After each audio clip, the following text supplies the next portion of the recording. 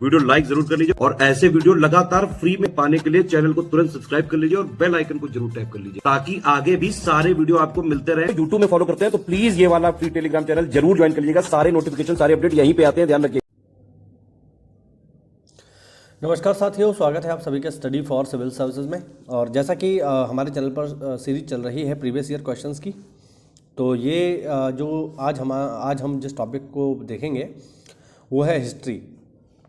तो हिस्ट्री में जो आर के अब तक जो पेपर हुए हैं उनमें जो हिस्ट्री से सवाल पूछे गए हैं, आज हम उनकी बातचीत करेंगे। ये सीरीज़ बहुत इंपॉर्टेंट है। आप जो भी दिन बचे हैं 60-65 उसके लिए आप इसको लगातार देखिए, यहाँ पर आपको काफ़ी इंपॉर्टेंट जानकारी मिलेगी और पॉसिबल है कि यहाँ से एक आध सवाल आपको सीधे सीधे मिल जाए क्योंकि प्रीवियस ईयर क्वेश्चंस हैं। तो चलिए देखते हैं। यहाँ पर पहला क्वेश्चन देखिए भाई, अफगानिस्तान पर आधिपत्य के समय बाबर को किसने भारत पर आक्रमण करने के लिए निमंत्रण दिया? यानी बाबर को किसने भारत में आमंत्रित किया था, क्वेश्चन ये है। ऑप्शन देखिए, उस्ताद अली, मुस्तफ़ा, दौलत खां और हसन खां। फिलहाल जो इसका सही जवाब है वो है दौलत खां। दौलत खां लोधी इनका पूरा नाम है और ये जो है उस समय में पंजाब के गवर्नर हुआ करते थे। ठीक है, लोधी जब डायनेस्टी चल रही थी तो उस समय में ये पंजाब के गवर्नर थे और ये खुद दिल्ली की गद्दी पर जाना चाहते थे। इस वजह से इन्होंने क्या किया, इन्होंने इब्राहिम लोधी को पराजित करने के लिए बाबर को भारत में आक्रमण करने का निमंत्रण दिया। ऐसा ही एक निमंत्रण जो है राणा सांगा की ओर से भी बाबर को प्राप्त हुआ था। तो याद रखेंगे, इसका सही जवाब है ऑप्शन सी, दौलत खां लोधी। अब यहाँ पर देखिए ये इंपॉर्टेंट बुक्स हैं और एक तरफ एक बुक्स हैं और दूसरी तरफ इनके राइटर हैं। इंपॉर्टेंट है, आपको पता होना चाहिए। देखो पहला है रास पंचाध्यायी। रास पंचाध्यायी के जो राइटर हैं वो हैं नंददास। ठीक है, चैतन्य भागवत के जो राइटर हैं वो है वृंदावन दास। चैतन्य मंगल के जो राइटर हैं वो हैं जयनंदा और भक्ति रत्नाकर के राइटर हैं नरहरि चक्रवर्ती। देख लीजिए, ऑप्शन सी इज करेक्ट। अगला सवाल हिस्ट्री का, बहुत ही इंपॉर्टेंट, कई बार एग्जाम में आ चुका है। प्रश्न है, तीनों गोलमेज सम्मेलन में भाग लेने वाले व्यक्ति या नेता कौन से थे? तो देखिए, गोलमेज सम्मेलन राउंड टेबल कॉन्फ्रेंस बहुत ही इंपॉर्टेंट है। गोलमेज सम्मेलन टोटल हुए हैं 3, 1930, 1931 और 1932। ये 3 इनकी डेट भी याद रखना। 30, 31, 32 में ये 3 गोलमेज सम्मेलन हुए हैं और इनमें आपको देखो ये भी याद रखना है कि कांग्रेस ने किस गोलमेज सम्मेलन में भाग लिया। तो कांग्रेस ने दूसरे गोलमेज सम्मेलन में, जो कि 1931 में हुआ था, इसमें इन्होंने भागीदारी की और कांग्रेस की ओर से जो व्यक्ति भाग लेने गए वो थे स्वयं महात्मा गांधी। तो गांधी जी इसमें भाग लेने के लिए गए थे दूसरे गोलमेज सम्मेलन में, लेकिन कोई इसका रिजल्ट निकला नहीं। और अगर कभी पूछे गोलमेज सम्मेलन के बारे में तो देखिए, चाहे पहला पूछे, चाहे दूसरा पूछे या तीसरा पूछे, तीनों के तीनों गोलमेज सम्मेलन असफल है। याद रखना, कोई भी सफल नहीं है। और गोलमेज सम्मेलन के बारे में मैं आपको एडिशनल इन्फॉर्मेशन दे दूं तो गोलमेज सम्मेलन तीनों के तीनों हुए हैं सेंट जेम्स पैलेस लंदन में। ठीक है, सेंट जेम्स पैलेस लंदन में हुए हैं तीनों गोलमेज सम्मेलन। ठीक, ये कहाँ पड़ता है? लंदन में पड़ता है। तीनों के तीनों गोलमेज सम्मेलनों की जो अध्यक्ष हैं वो थे ब्रिटिश प्रधानमंत्री रैमजे मैकडोनाल्ड। उनका नाम लिख देता हूँ, रैमजे मैकडोनाल्ड। ये तीनों के तीनों गोलमेज सम्मेलनों के अध्यक्ष थे। मैकडोनाल्ड, थोड़ा देख लेना, लिखने में गलती हो गई है, मैकडोनाल्ड। ठीक है, ये उस समय ब्रिटिश पीएम थे और ये ही तीनों के तीनों गोलमेज सम्मेलनों के अध्यक्ष भी थे। अगर कभी पूछे साथियों, चलिए एक सेकंड, हाँ जी ठीक है। तो मैं आपको बता रहा था कि अगर कभी एग्जाम में ये पूछे कि तीनों गोलमेज सम्मेलनों के उद्घाटनकर्ता कौन हैं, तो वो थे ब्रिटिश राजा उस समय, जिनका नाम था जॉर्ज पंचम। तो जॉर्ज पंचम इनके उद्घाटनकर्ता हैं तीनों गोलमेज सम्मेलन के। इसके अलावा जो भी इंपॉर्टेंट फैक्ट थे मैंने आपको बताए। एक फैक्ट इसमें और है जो आप देख लो कि तीनों के तीनों गोलमेज सम्मेलनों में कौन व्यक्ति शामिल रहे। तो देखो यहाँ के ऑप्शन के हिसाब से डॉक्टर अम्बेडकर, ठीक है, कोई दिक्कत नहीं है, लेकिन डॉक्टर अम्बेडकर अकेले नहीं है। डॉक्टर अम्बेडकर के साथ इसमें जो है तेज बहादुर सप्रू भी शामिल है, ध्यान रखना, तेज बहादुर सप्रू। इन्होंने भी तीनों गोलमेज सम्मेलनों में भाग लिया, डॉक्टर अम्बेडकर ने भी भाग लिया। ठीक है, और इसी गोलमेज सम्मेलन में डॉक्टर अम्बेडकर ने डिमांड करी थी सेपरेट इलेक्टोरल जोन की, यानी दलितों को एक अलग समुदाय मान करके इनको पृथक निर्वाचन मंडल का अधिकार दिया जाए, जिसको गांधी जी ने विरोध किया और वो नहीं पास हो पाया। चलिए बढ़ते अगले क्वेश्चन की ओर। मंदसौर प्रशस्ति का संबंध किस शासक से है? ऑप्शन है चंद्रगुप्त, समुद्रगुप्त, रामगुप्त या कुमारगुप्त। साथियों इसका सही जवाब है कुमारगुप्त से, ध्यान रखना कुमारगुप्त बहुत ही इंपॉर्टेंट राजा, ठीक है। कुमारगुप्त की जो विजय गाथाएं हैं या कुमारगुप्त जो है उनकी जो जानकारी है वो हमें प्राप्त होती है मंदसौर अभिलेख से, ठीक है। अच्छा, कुमारगुप्त के बारे में मैं आपको थोड़ा सा और बताऊं तो कुमारगुप्त जो है साथियों, इनका एक जो है हम कहें एक अभिलेख कह लो या फिर ऐसी मतलब जहाँ पे इन्होंने काम किया है वो है बिलसड़ अभिलेख, ठीक है। तो कुमारगुप्त का जो एक फेमस अभिलेख है वो है बिलसड़ अभिलेख, और ये उत्तर प्रदेश में जो एटा जिला है वहाँ पर पड़ता है। और इसमें इन्होंने लिखा है कि हमने यहाँ पर एक कार्तिकेय मंदिर का निर्माण करवाया, ठीक है। तो ये महत्वपूर्ण है। अच्छा, कुमारगुप्त के बारे में एक बात मैं आपको और बता दूं कि कुमारगुप्त ही वो व्यक्ति हैं जिन्होंने नालंदा विश्वविद्यालय की स्थापना करवाई। बहुत ही इंपॉर्टेंट है भाई, नालंदा विश्वविद्यालय सबको पता है बिहार के नालंदा में है, ठीक है। ये कुमारगुप्त महेंद्र द्वितीय थे जिन्होंने नालंदा विश्वविद्यालय स्थापित करवाया। और आपको ये भी पता होना चाहिए कि नालंदा विश्वविद्यालय ख़त्म किसने कर दिया, तो वो था कुतुबुद्दीन बख्तियार खिलजी, याद रखना, तो महत्वपूर्ण है। चलिए आगे बढ़ते हैं। शेरशाह सूरी के बारे में कुछ क्वेश्चन यहाँ पर पूछे गए हैं। शेरशाह सूरी के संबंध में कौन से कथन सही हैं आपको बताना है। पहला, वह एक शानदार प्रशासनिक व्यवस्था के निर्माता थे, बिल्कुल सही बात है, कोई डाउट नहीं इसमें। हालांकि एक शासक के रूप में उनके गुण युद्ध के मैदान पर उनकी जीत से अधिक उल्लेखनीय नहीं थे, तो ऐसा नहीं है, ये दूसरा स्टेटमेंट गलत है। फिलहाल इसमें पहला स्टेटमेंट ही सही है। चलो भाई आगे बढ़ते हैं। आगे देखिए, आगे है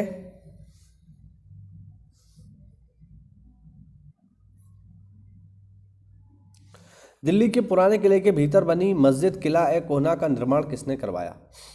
तो दिल्ली के पुराने किले के भीतर जो मस्जिद है वो है किला ए कोना, और इसको बनवाया है खुद शेरशाह सूरी ने, ठीक है। शेरशाह सूरी का मूल नाम है साथियों फरीद, ध्यान रखना, फरीद खां। और ये जो है फरीद खां या शेरशाह की हम बात करें तो ये बाबर की सेना में सेनापति के तौर पर काम इसने किया, और बाबर की मृत्यु के बाद इसने बिहार के क्षेत्र पर कब्जा कर लिया, पूर्वी भारत पर इसने कब्जा कर लिया, और बाद में जो है इसका युद्ध हुआ बाबर के पुत्र हुमायूं के साथ, और सरहिंद और मच्छीवाड़ा के युद्ध में अंतिम रूप से जो है हुमायूं ने जीत हासिल करके अपना खोया हुआ राज्य वापस प्राप्त किया। इससे पहले जो है कन्नौज के युद्ध में, बिलग्राम के युद्ध में शेरशाह सूरी ने भयानक तरीके से हुमायूं की मार लगाई और करीब करीब 15 सालों के लिए इसको भारत से बाहर कर दिया। मैं आपको बता दूं सन 1540 से लेकर के 1555 तक 15 साल हुमायूं को भारत में घुसने नहीं दिया शेरशाह सूरी ने, तो निश्चित रूप से ताकतवर व्यक्ति है। और शेरशाह सूरी ही वो व्यक्ति है जिसने जो है ग्रांड ट्रंक रोड का निर्माण करवाया, जीटी रोड जैसे कहते हैं, तो काफ़ी फेमस व्यक्ति है। चलिए आगे बढ़ते हैं। इनमें से कौन हिंदुस्तानी संगीत के क्षेत्र में महान विभूति नहीं था, ये पूछ रहा है। तो ये है माल गुर्जरी, ठीक है, ध्यान रखना, बाकी ये तीनों के तीनों हैं। 1928 में गठित नौजवान सभा का प्रारंभिक सदस्य कौन नहीं था। यशपाल थे, भगत सिंह तो थे ही, छबीलदास भी थे, लेकिन अंबिका चक्रवर्ती नहीं थे, तो ऑप्शन ए इज करेक्ट। आगे देखिए, आगे एक तरफ दिया हुआ है स्थान, दूसरी तरफ दिए हुए हैं उनके तीर्थंकर, ठीक है। और आपसे पूछा ही किस तीर्थंकर का संबंध किससे है। तो देखो, ऋषभनाथ जो जैनियों के पहले तीर्थंकर हैं, इनका संबंध है पभोसा से, ठीक है। जो पदम प्रभु है इनका संबंध है अयोध्या से, ठीक। सुविधानाथ का संबंध है श्रावस्ती से, सासे सुविधा सासे श्रावस्ती। और संभवनाथ का संबंध है कांकदी से, ध्यान रखना। तो ऑप्शन सी इसका जो है 4 3 1 2 ये बिल्कुल करेक्ट है। आगे देखो, 1809 में राजा राम मोहन राय ने अपनी प्रसिद्ध पुस्तक गिफ्ट टू मोनोथीस्ट को किस भाषा में लिखा। ये लिखा है फारसी में। राजा राम मोहन राय की बात करें तो राजा राम मोहन राय एक बहुभाषाविद हैं, बहुत सारी भाषाओं के ज्ञाता हैं। हिंदी जानते हैं, उर्दू जानते हैं, फारसी जानते हैं, लैटिन जानते हैं, हिब्रू जानते हैं, अंग्रेजी जानते हैं, संस्कृत जानते हैं, इतनी सारी भाषाओं के ज्ञाता हैं राजा राम मोहन राय। और राजा राम मोहन राय को राजा की उपाधि दी है अकबर सेकंड ने, ध्यान रखना, कई बार पेपर में पूछा गया प्रश्न है कि राम मोहन राय को राजा की उपाधि किसने दी, अकबर सेकंड ने। क्यों दी, क्योंकि अकबर सेकंड की पेंशन बहुत कम थी, तो उन्होंने राजा राम मोहन राय को राजा की उपाधि दे करके इंग्लैंड भेजा और कहा कि जाओ हमारी पेंशन बढ़वा करके आओ। हालांकि वो उसमें सफल नहीं हो पाए। राजा राम मोहन राय की बात करें तो राजा राम मोहन राय का जो सबसे प्रमुख योगदान है वो है 1875 में ब्रह्म समाज की स्थापना। ध्यान रखना 1875 नहीं, मैं शायद इसमें कुछ भूल रहा हूँ, ठीक है, सन मुझे याद नहीं आ रहा है, 1875 ही है 1800, ठीक है, आप लोग बस को चेक करिएगा, मुझे याद आ रहा है शायद 75 ही है, ठीक है। तो 1875 में इन्होंने स्थापना की है ब्रह्म समाज की। आप लोग एक बार इसको चेक कर लेना। ब्रह्म समाज की स्थापना की है राजा राम मोहन राय ने। और ब्रह्म समाज का जो सिद्धांत है, ये भी एग्जाम में पूछा जा चुका है कि ब्रह्म समाज किस सिद्धांत पर काम करता है, तो एक ईश्वरवाद पर काम करता है। ध्यान रखना, एक ईश्वरवाद के सिद्धांत पर काम करता है ब्रह्म समाज। इसके अलावा जो है राजा राम मोहन राय और एक डच घड़ीसाज जिसका नाम था डेविड हेयर के साथ मिलकर इन्होंने कलकत्ता में हिंदू कॉलेज की भी स्थापना की है। ध्यान रखना, तो काफ़ी इंपॉर्टेंट व्यक्ति हैं भाई राजा राम मोहन राय। राजा राम मोहन राय के प्रयासों से ही साथियों 1828 में सती प्रथा को समाप्त किया गया। तो मानना पड़ेगा भाई, आदमी तो टैलेंटेड है। चलिए आगे बढ़ते हैं हिस्ट्री में। एक तरफ सूची फर्स्ट दी हुई है, एक तरफ सूची सेकंड। अब पूछ रहा है कि इनका सही मिलान करिए। देखो भाई, अकबर के जो दीवान हैं इनका नाम है मुजफ्फर खान, ठीक है। जहांगीर के दीवान का नाम है गयास बेग एतमादुद्दौला। गयास बेग एतमादुद्दौला कौन है तो आपको बताता हूँ, ये है मिर्ज़ा गयास बेग। और मिर्ज़ा गयास बेग कौन है, ये हैं नूरजहाँ के पिताजी। ध्यान रखना, ठीक है, नूरजहाँ के पिताजी हैं ये मिर्ज़ा गयास बेग। शाहजहाँ की बात करेंगे तो शाहजहाँ के दीवान हैं सादुल्ला खां। और औरंगजेब के दीवान हैं असद खां, ठीक है। चलो देख लेना, इंपॉर्टेंट है। कौन सा रामसर स्थल भारत में, मतलब इनमें से कौन सा रामसर स्थल भारत के किसी राज्य में है, ठीक है, भारत के किसी राज्य में स्थित है।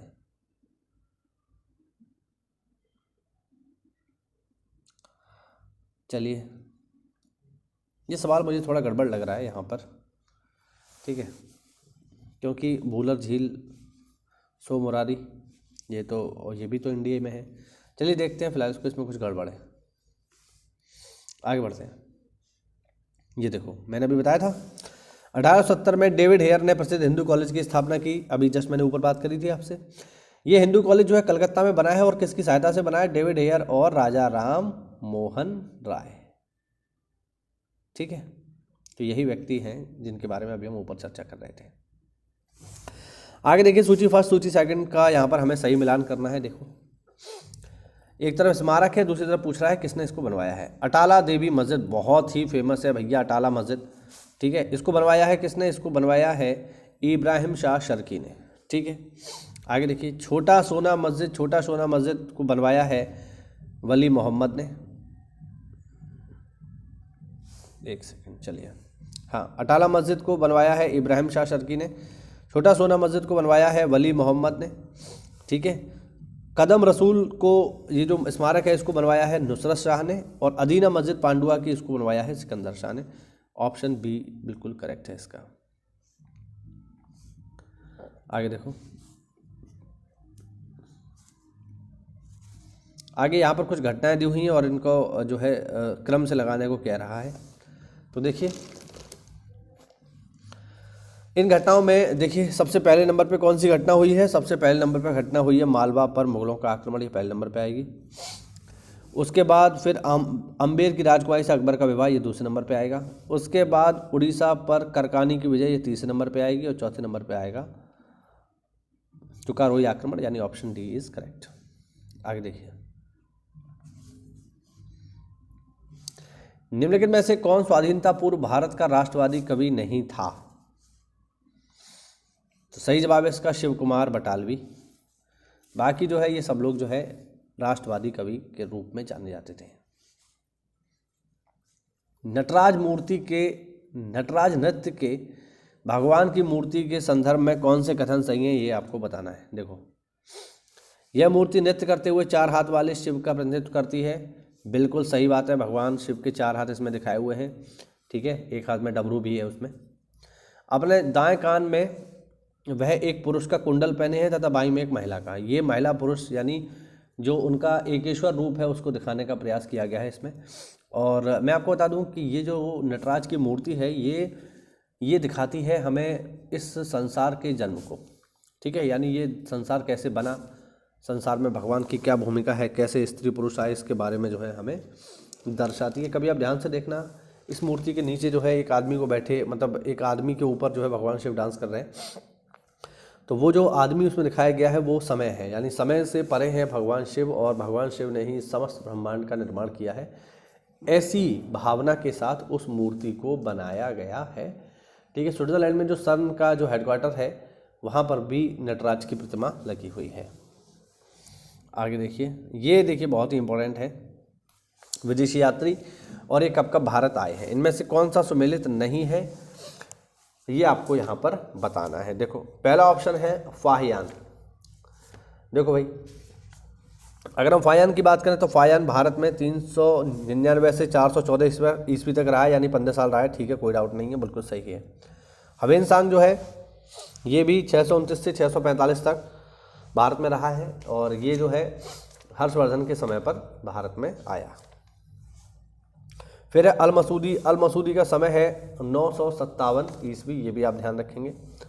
ठीक है, लेकिन अगर हम यहाँ बात करें इत्सिंग की, ठीक है, तो इत्सिंग का जो समय है वो 679 से 695 नहीं है।